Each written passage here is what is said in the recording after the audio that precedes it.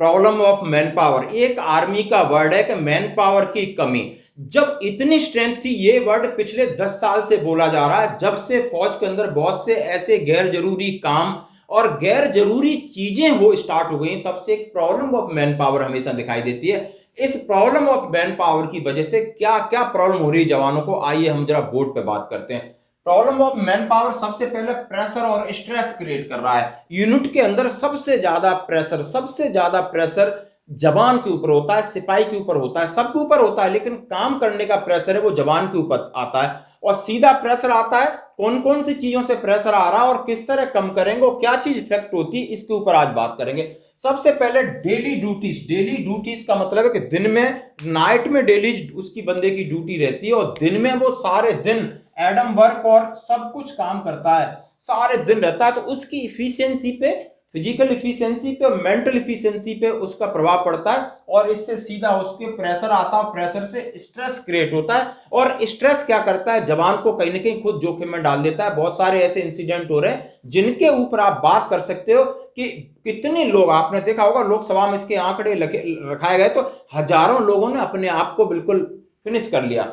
दूसरा है मोर Adam work इतना ज्यादा हो गया है, बहुत सारे इंस्पेक्शंस, बहुत सारे विजिट, बहुत सारी प्रेजेंटेशंस गैर मतलब की, बहुत सारी ऐसी ड्रिल्स हो गई हैं गैर मतलब की, वहां पर जवानों को सीधा प्रेशर और स्ट्रेस बनाते हैं। टीडी अटैचमेंट, जहां मर्जी कहीं फंक्शन है उनको सरकारी रूप दे करके आप टीडी और अटैचमेंट के पीछे पड़ गए।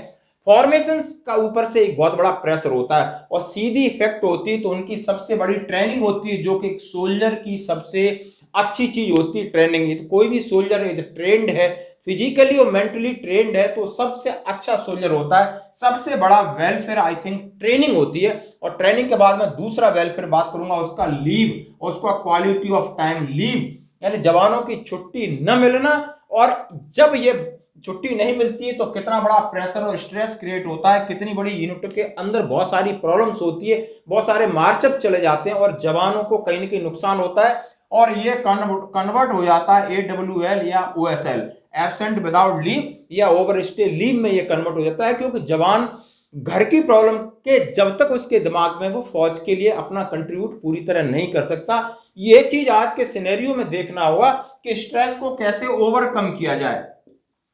ओवरकम के लिए आप कितने मर्जी योगा करा दो, योगा टीचर लगा दो, काउंसलिंग करा दो, इससे कुछ नहीं होगा जब तक जवान के पास क्वालिटी ऑफ टाइम, यानी उसको अपने टाइम एक अच्छा समय नहीं मिलेगा, अपनी फैमिली से बीच में क्वार्टर्स नहीं मिलेंगे, जवानों के अंदर एंटरटेनमेंट नहीं होगा, स्पोर्ट्स नहीं होंगे, जवानों का इसी तरह स्ट्रेस बढ़ता रहेगा।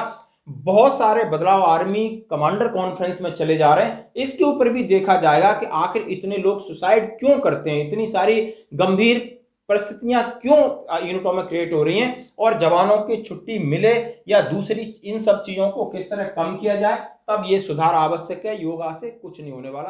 धन्यवाद।